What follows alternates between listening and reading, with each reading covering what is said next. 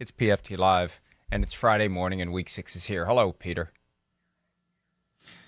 Mike, I thought of two things looking at Arians. The week before they played New England, I was talking to Blaine Gabbert. I was going to talk to him after the game about Tom Brady. They were in the same quarterback room. What was it like? Blah, blah, blah. And so I asked Blaine Gabbert, what was Bruce Arians like this week? Coming off, sort of a desultory week and all that. And I just wondered what kind of coach he was. He said, hey, listen, he was very simple. He said two things. We don't lose two in a row. And if you win all your home games and split on the road, you're going to be in great shape and you're going to be in the playoffs. And that's just what he said last night. And what the Bucs have done right now in a sort of a sandwich road trip, two road games at New England, at Philly, sandwiching a home game in the span of 12 days and winning them all, two of them in one-sided fashion. One of them in one-sided fashion. I counted last night, but it really wasn't. Tampa Bay now, to me, has basically said to the rest of the NFC, look, we know we lost to the Rams, and we know there are some good teams in the NFC. We respect Dallas. But to win this conference, you got to come and get us. That's right. Now, but that loss to the Rams could haunt them later, depending upon what the Rams do the rest of the way, because if you finish in a tie with the Rams, you have to go back to L.A., instead of having the Rams come to you for the NFC Championship game. Not that that mattered last year for the Buccaneers to have to go on the road, which they did for every playoff game and won because they did not win their division and they had to do it the hard way, and they did. But this year they're in position to at least have one or two home games in the playoffs. There's only one bye also, so that's important to be the one seed if you can. But when you look at their schedule, there's a lot of winnable games coming up, and they should be able to hit a groove here. Now, I don't know what's going to happen when they encounter the Saints in New Orleans Week 8, Halloween, because the Saints swept them last year. But the biggest challenge left is Buffalo December 12, which could be a Super Bowl preview, just like we got last year, Week 12, when it was Kansas City and Tampa Bay. This year, Buffalo, Tampa Bay may be getting together 2 months almost to the day before the Super Bowl. The key question about that Week 12 game is, okay, so one of the things that General Manager Jason Light and Bruce Arians did in the offseason said, hey, we're bringing everybody back. That plus they got a first-round pass rusher and a third down back that they lacked, Gio Bernard. And so they said, essentially, we're bringing back the same team. But the only difference is, last year, they had a very, very fortunate run of good luck when it comes to injuries. And this year, not so much, especially that defensive secondary.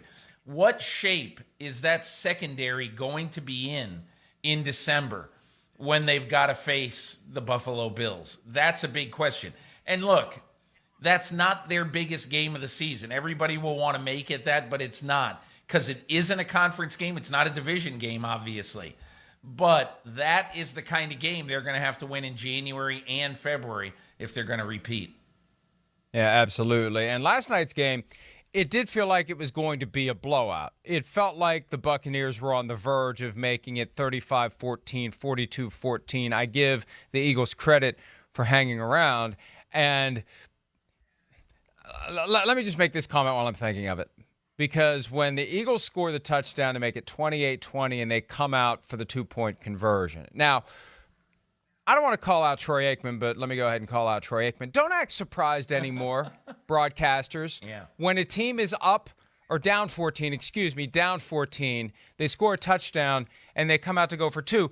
This has been baked into the thought process for a while now. When it's Doug Peterson's Eagles several years ago that gave us the initial lesson. Don't act like, well, I don't like this. Well, I know why they're doing it. This is a common thing now because if you get it, then you're only down 6. You win the game with 7. You avoid overtime with 7. If you don't get it, you go for 2. If you score another touchdown, and then you force overtime. So you have 2 shots at going for 2. And if you get the first one, you got a chance to win the game straight up if you score another touchdown. So, but I mention it because in this world of legalized gambling, where this sports book and that sports book and this other sports book are official sports betting partners of the NFL, that 2-point conversion was outcome determinative because it was Bucks minus 6.5. Eagles go for 1 there.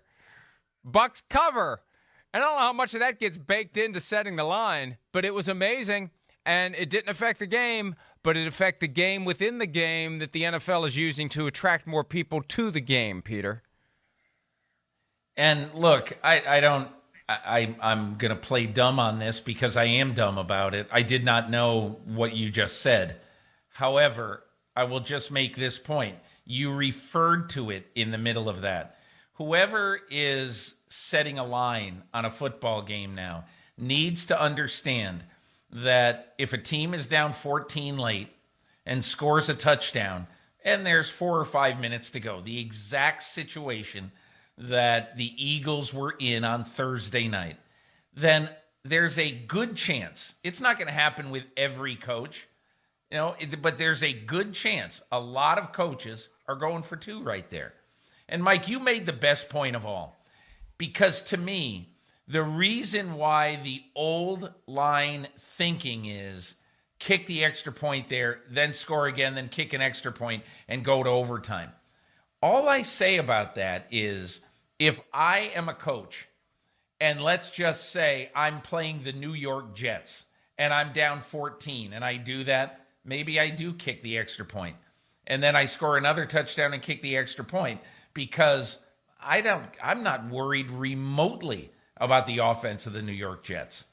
But if I'm going up against Tampa Bay and Antonio Brown looks like he has discovered the fountain of youth just like Tom Brady has, I'm saying to myself, I'm not giving the Bucs a chance to win this game in overtime. I'm trying to win it in regulation. That plus the fact that, Mike, one thing I found on my training camp tour this year, more and more teams spending more and more time on short yardage goal line plays at the 2-yard line, okay? And so what does that tell you? It tells you that teams know that there's a good chance they're going to be going for 2 more this year. Hi, I'm Mike Tirico, and thanks for watching. Make sure to hit subscribe for the latest news and highlights from NBC Sports.